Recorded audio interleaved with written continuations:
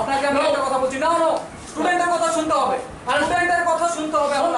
আমি আপনাকে রিকোয়েস্ট করছি স্যার, তুমি কোথায় রিকোয়েস্ট করছি, স্টুডেন্টের কথা শুনতে হবে। স্টুডেন্টের কথা বোর্ডে এসেছি, বোর্ডে এসেছি। কার কাছে এসছো?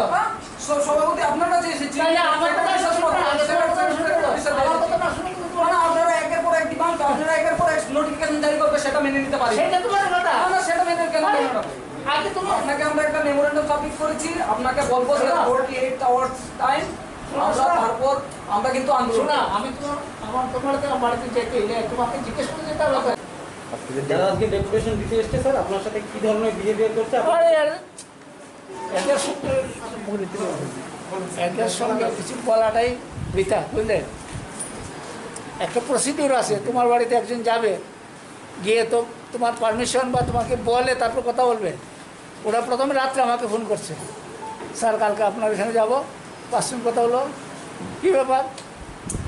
5 মিনিট কথা বললো। আমি বললাম এটা প্রসিডিউর নয়, তোমাদের আগে আমাদের একটা অ্যাপ্লিকেশন দিতে হবে যে আমরা একটা সময় চাই, তারপর আপনার সঙ্গে কথা বললো, আমরা সময় দেবো, তারপর তোমরা আসবে।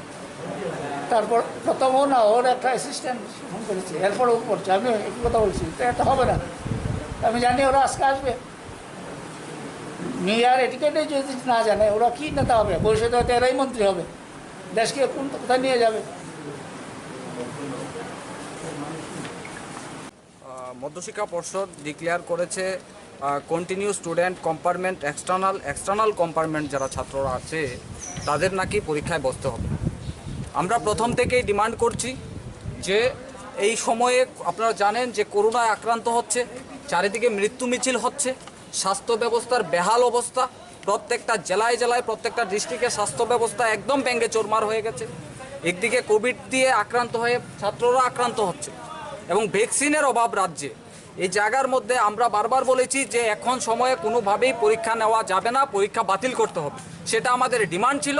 কিন্তু দেখলাম যে সরকার কিছুদিন আগে ডিক্লেয়ার করেছে যে রেগুলার স্টুডেন্ট যারা আছে তাদের নাকি পরীক্ষা বাতিল হয়েছে, আর যারা কন্টিনিউ স্টুডেন্ট কম্পার্টমেন্ট এক্সটার্নাল যারা আছে, এক্সটার্নাল কম্পার্টমেন্ট যারা আছে তাদের জন্য নাকি পরীক্ষার ব্যবস্থা করছে আগামী কিছুদিনের মধ্যে।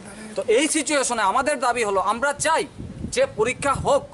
আমরা তো একবারও বলিনি যে পরীক্ষা না হোক, আমরা চাচ্ছি, আমরা বলছি যে পরীক্ষা হওয়ার জন্য।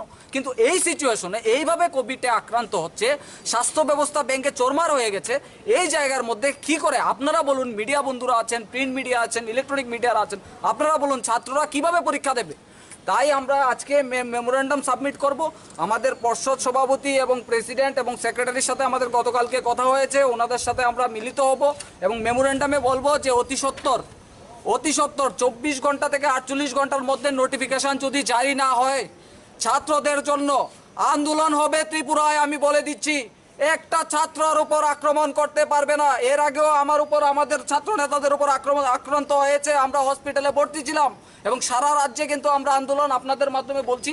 সকল ছাত্রদের কাছে আমাদের আহ্বান যে এই যে ডিমান্ড, আমরা এই ডিমান্ড নিয়ে আমরা ময়দানে আছি, সকলে যেন সাহায্য সহযোগিতা করে এবং ছাত্ররা যেন এই বিষয়ে এগিয়ে আসে, আমরা সকলের কাছে আপনাদের মাধ্যমে আহ্বান জানাচ্ছি। Thank you. আমাদের ডিমান্ড হলো, এই তো আমরা বললামই, continue student compartment, external compartment যারা ছাত্ররা আছে তাদের পরীক্ষা যেন বাতিল হয়, সেটার দাবিতে আজকে আমরা মেমোরেন্ডাম সাবমিট